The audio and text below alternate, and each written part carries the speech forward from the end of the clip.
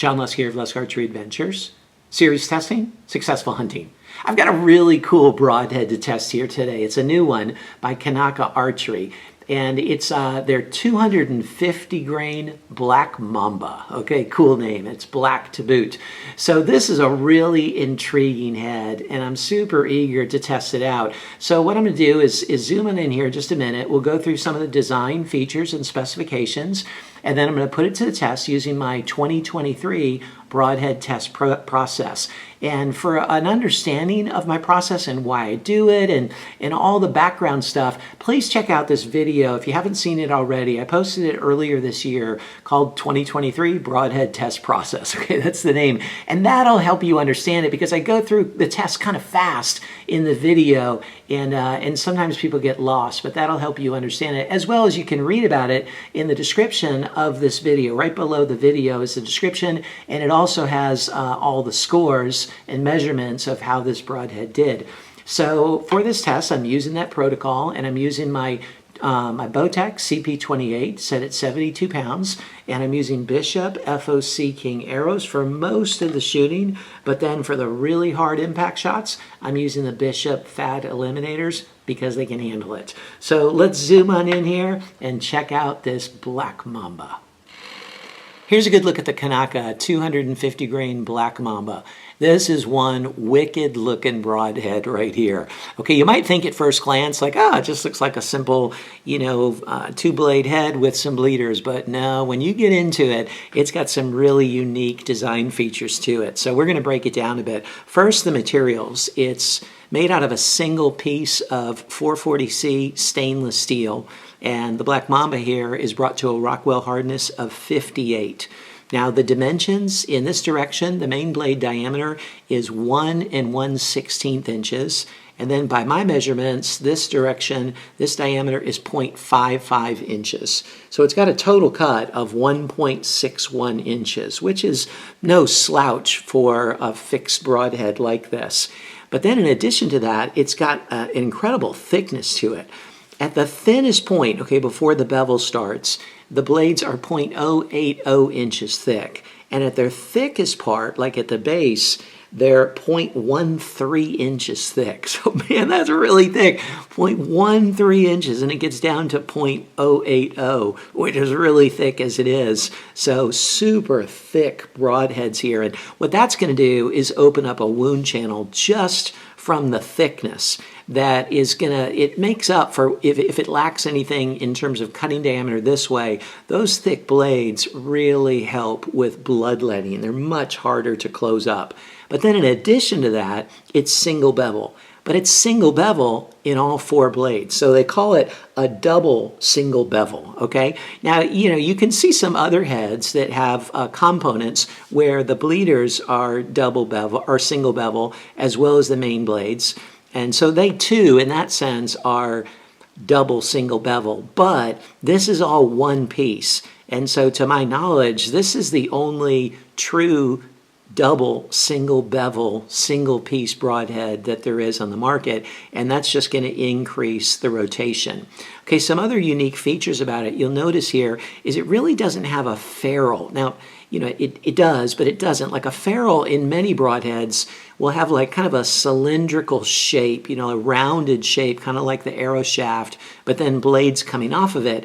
And there's usually like a little lip to it. So as it penetrates through a medium, it's having to kind of pry apart the medium to go around the ferrule, and it's not edged. And so that's going to kind of impede the penetration. But in this, there really is no rounded part. It's all blade from the get-go, and it's really gradual too. So this what you want to think of as a bleeder, but the smaller blade goes all the way up almost to the tip, and so it's a very gradual thing. So there's not going to be any extra friction that comes from a ferrule, but it's all just cutting tissue as it goes, and then that's making a nice wide cut for the shaft to be able to glide through. So I imagine that's going to help in penetration, especially in an animal.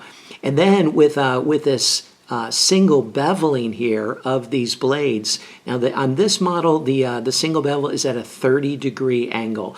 So it's going to make it pretty sharp. I would imagine it feels sticky sharp. But then sometimes there's a challenge of edge chatter with that, especially with a high Rockwell hardness of stainless steel.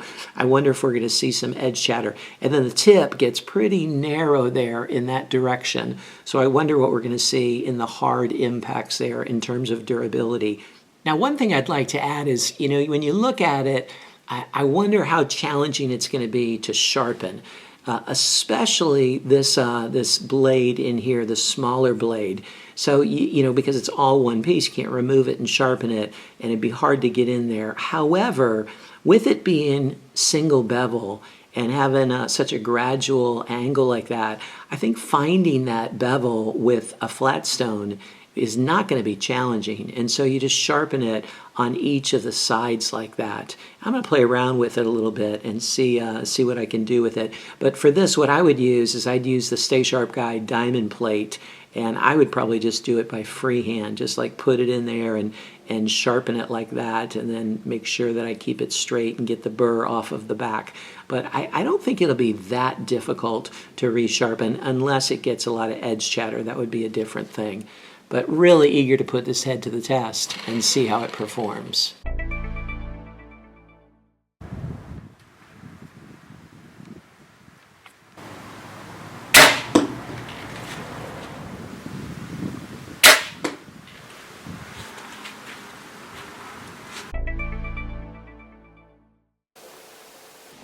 It took 175 grams of force to cut through the wire, which is a 10 on a 10-point scale.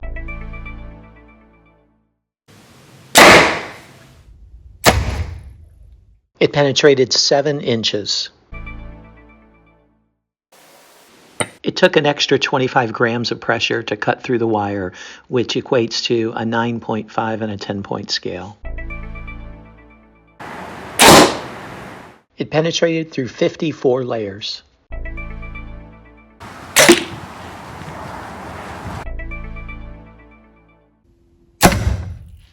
It rotated 55 degrees at 11 inches. The head is in perfect condition after 3 shots through the MDF. So here it is after going through the MDF 3 times and then the steel plate 2 times. And you can see that one of the blades especially got quite a bit of edge chatter there.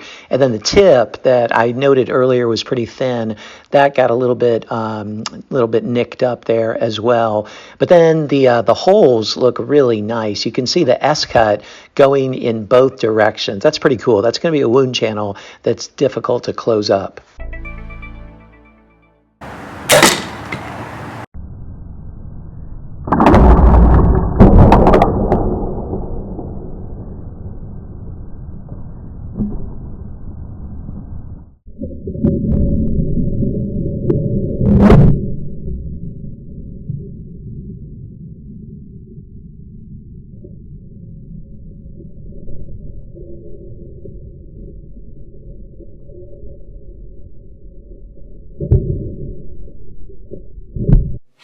Here's the head after all the durability tests, the MDF, the steel plate, and then into the concrete. And you can see the edge chatter, like I pointed out during after the steel plate. Just with that kind of rotation, it rotates so well, it experienced quite a bit of edge chatter. That's not uncommon for a single bevel head. There's just so much pressure on that edge with it being just single bevel and rotating, and because it's made out of stainless steel, you get quite a bit of edge chatter. But it held together very well into the concrete. I mean, there's no bend to it, spins very true, and kept its shape quite well. So what'd you think of the Black Mamba? Man, I tell you, they're really onto something here, okay? This head is very intriguing. It did really well in all of the tests. I like a lot of things about this design. The edge chatter is a bit of a weakness, but I don't think in a hunting situation that's going to be that big of a problem. Maybe if it hits a really hard impact on bone, but overall, man, I think this head did really well, and I'm really intrigued by their super heavyweight models. I'd love to test those out in the future as well. But you check out the score sheet and see how it performed in the areas that matter to you the most. See if it might be a good fit for you.